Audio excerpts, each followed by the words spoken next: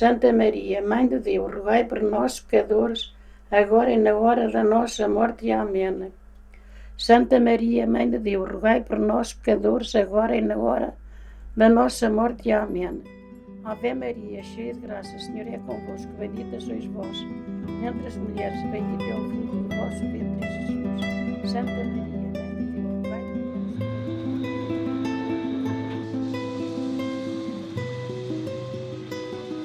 When you talk about your faith, if you look somber or even sad, that probably translates a better connection with transcendence than if you just look joyful.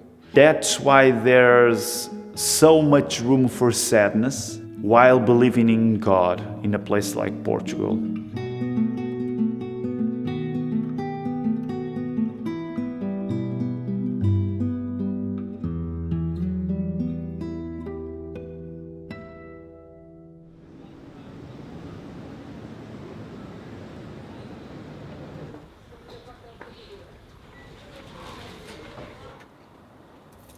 I'm Tiago. I'm 44. I'm one of the pastors here at Igreja da Lapa in Lisbon, Portugal. Although Portugal is not a big country, it's almost 900 years old. And once you come to Portugal, you will never forget the country because it's a very beautiful country. When we are talking about Christianity in a place like Portugal, we are always carrying a big weight on our shoulders. Portuguese are really good convincing you that life is hard.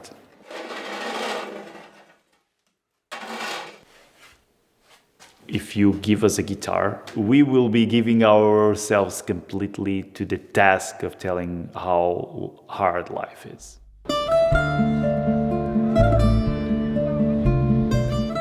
For a culture that spends a lot of time telling that life is hard, if you believe in God while believing that life is hard, probably you'll need to be more on the side of sadness and not so much on the side of joy. If you ask a Portuguese what's the most religious place in Portugal they can think of, they will probably tell you Fatima. Catholics believe that Mary appeared to 3 young shepherds. Since then, it became a place of Marian worship. For instance, I will go walking to Fatima, and you have a lot of pilgrims doing that. They will walk to Fatima or they will drag themselves in their knees. For a Portuguese, if something looks easy, if something does not make you feel burdened, it's not a serious thing. So if you are thinking in terms of a spiritual reality, it will have to give you some kind of burden on your shoulders. This reality will be much more understood listening to them. I'm Sofia Tsila. I work as a back office at a bank. I was a Catholic for 10, 11 years. My experience with religion has been, I can say, heavy, because I grew up thinking that I had to please God to deserve something. So religion was putting a weight on the way I would see myself as being insufficient, always trying to do good things and never being sure if it was enough or not. Trying to look for God and not finding Him, not finding joy, just having this sadness all over my life.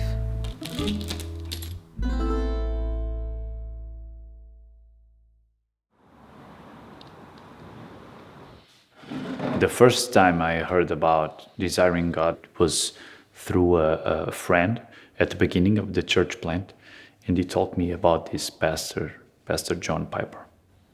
God is most glorified in you when you are most satisfied in Him.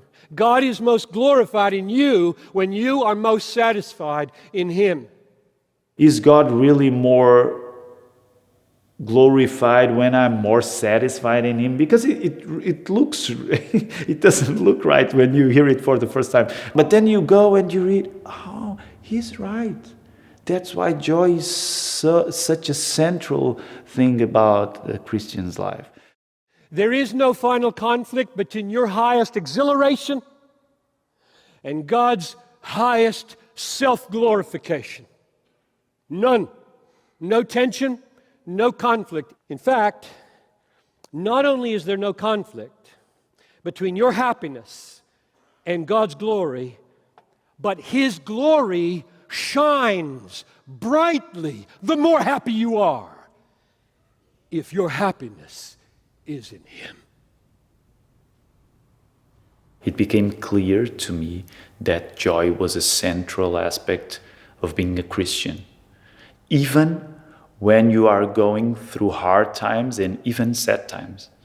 Once we read joy in the pages of the Bible in this way, you live in a place like Portugal in a way that you are not looking for suffering so that your faith can shine.